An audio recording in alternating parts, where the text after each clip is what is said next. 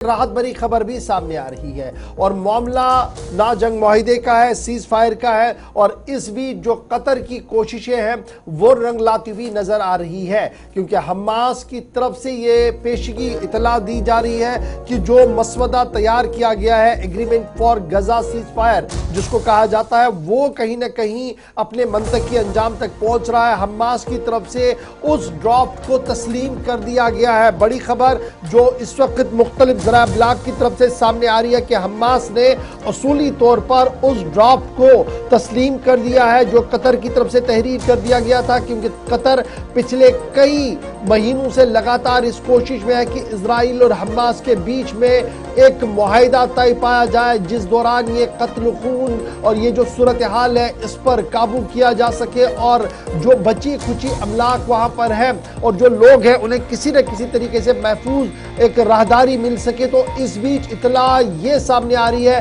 कि कतर की पेशकश कहीं नहीं और कतर की कोशिश जो है वो कहीं ना कहीं कामयाब होती हुई नजर आ रही है, क्योंकि हमास की तरफ से ड्राफ्ट को एक्सेप्ट करने की बात और उम्मीदें लगाई जा रही है कि आने वाले दिनों में बाज़ाब्ता तौर पर इसका ऑफिशियल अनाउंसमेंट भी होगा। सीज फायर डील हमास और इजराइल के दरमियान बहुत जल्द होगी और इस ज़मन में कतर जो एक मीडिएटर के तौर पर काम कर रहे हैं वो कह रहे हैं कि बहुत क्लोज, बहुत नजदीक हम डील के आ चुके हैं। याद रखिएगा कि इस मामले को लेकर अमेरिका,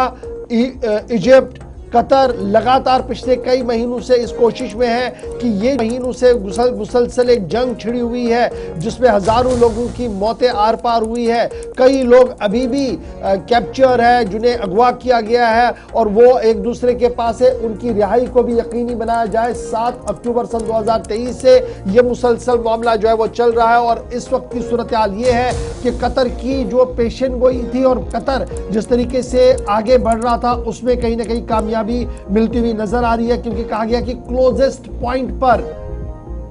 मामला जो है वो पहुंच चुका है और किसी भी वक्त ये मामला जो है वो तय हो सकता है। स्टेट प्रेस और दीगर जो जरा ब्लॉग वहां से उनका मानना है कि इजरायली हुकूमत और हमास के बीच में बहुत जल्द एक मुआहिदा हो सकता है जिसमें जो इजराइल के पास कुछ कैदी है उनकी रिहाई और साथ साथ जो हमास के पास इजरायली लोग हैं उनको भी रिहाई को यकीनी बनाया जाएगा। और इस ज़िमन में कतर की कोशिश जो है वो रंग लाती हुई नजर आ रही है। एक तरफ से 24 घंटों के दौरान 9 सहाफियों की मौत, मुसलसल बमबारी गजा और आसपास के शहर के अंदर, दूसरी तरफ से कतर समेत कई मुल्कों की जो कोशिश है वो भी कहीं ना कहीं रंग लाती हुई नजर आ रही है और उम्मीदें लगाई जा रही है कि आने वाले चंद दिनों के अंदर अंदर शायद इस फसाद ज़दा और जंग ज़दा इलाके के अंदर सुकून मिल सकता है और ये जो खून, ये जो कत्ल, ये जो मामला चल रहे हैं ये कहीं ना कहीं रुक जाएंगे। इस तरीके की उम्मीद जो है वो दुनिया भर के अंदर लगाई जा रही है। ये तो थी बात जनाब फसाद ज़दा इलाके की, जंग ज़दा इलाके की, जहां की सूरत हाल दोनों खबरें हमने आपको सामने रख दी है।